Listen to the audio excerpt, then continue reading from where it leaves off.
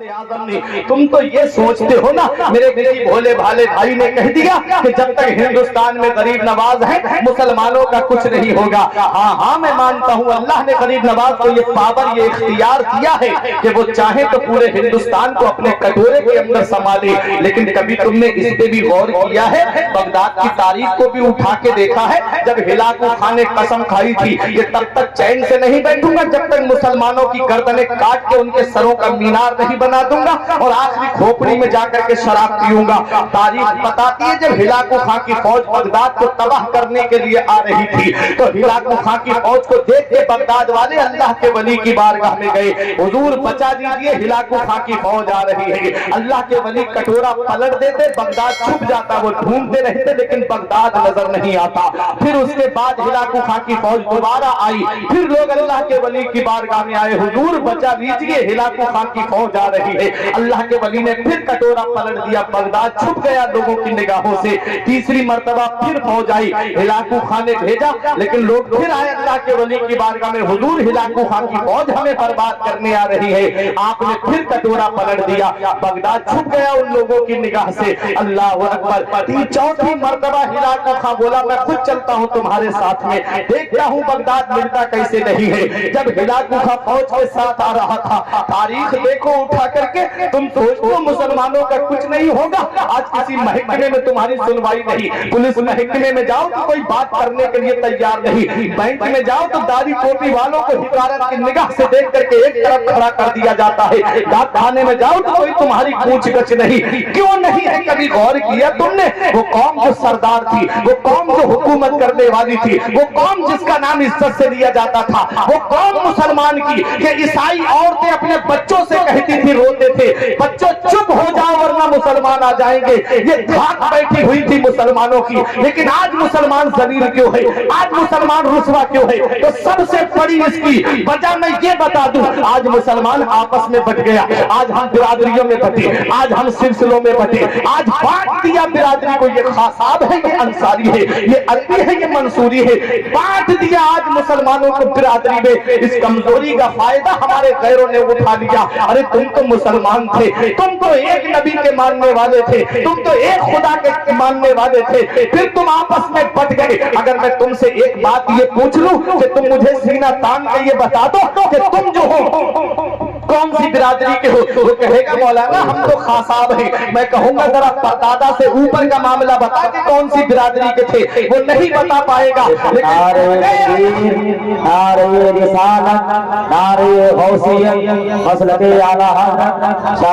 हिंदुस्तान भाई राशिद रजा मरकजी, नारे तकबीर, नारे रिसालत, उससे फुरकान रजा मंजरी जिंदाबाद, माशाअल्लाह।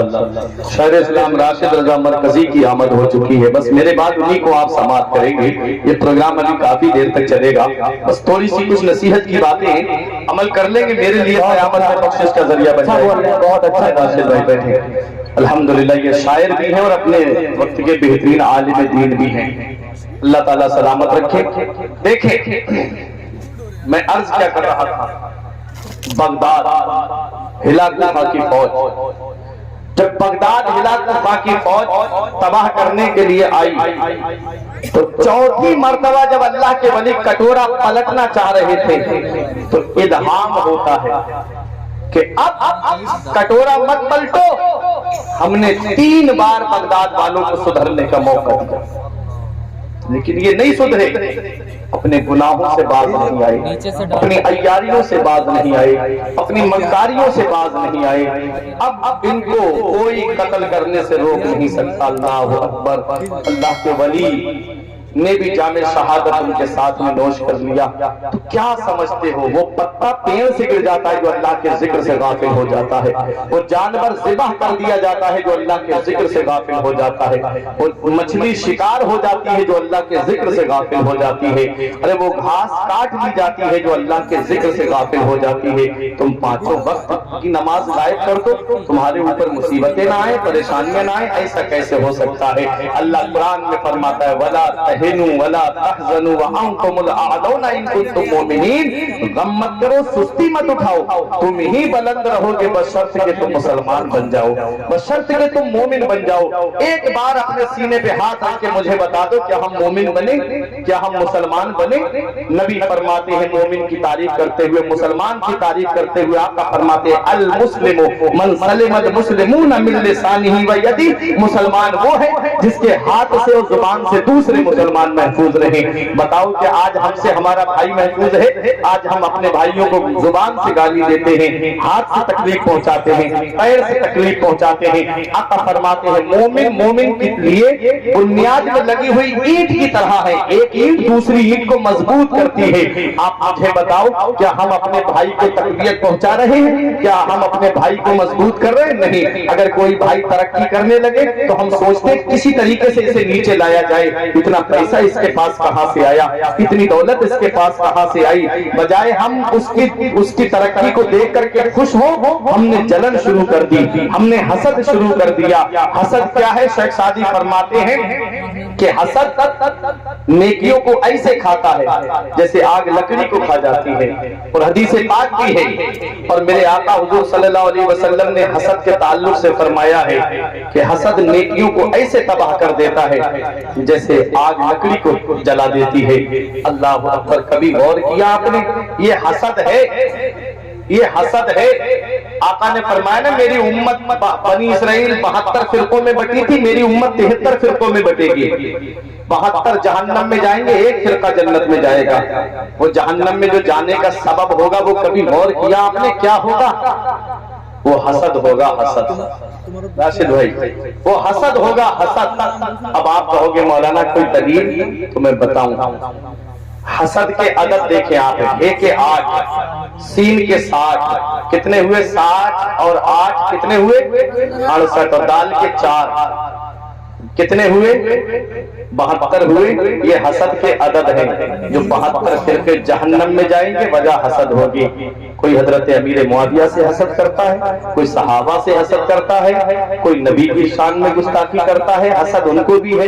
یہ حسد ایک ایسی چیز ہے جس کے دل میں آ جاتا ہے نا، وہ خود تو بھولتا ہی رہتا ہے، بیماریاں لگاتا ہی رہتا ہے، اور دوسروں کو بھی اپنے حسد کے ذریعے وہ تکلیف پہنچاتا رہتا ہے۔ یہ حسد کے بارے میں آقا نے فرمایا جس کے دل میں رائی کے دانے کے برابر بھی حسد ہوگا وہ جنت میں نہیں جائے گا۔ اللہ اکبر! یہ حسد کیا ہے؟ اگر کسی بھائی کو اللہ نے ترقی دی ہے تو آپ دعا کرو یا اللہ اس کو اور ترقی عطا فرما، اس کے صدقے میں مجھے بھی ترقی عطا فرما۔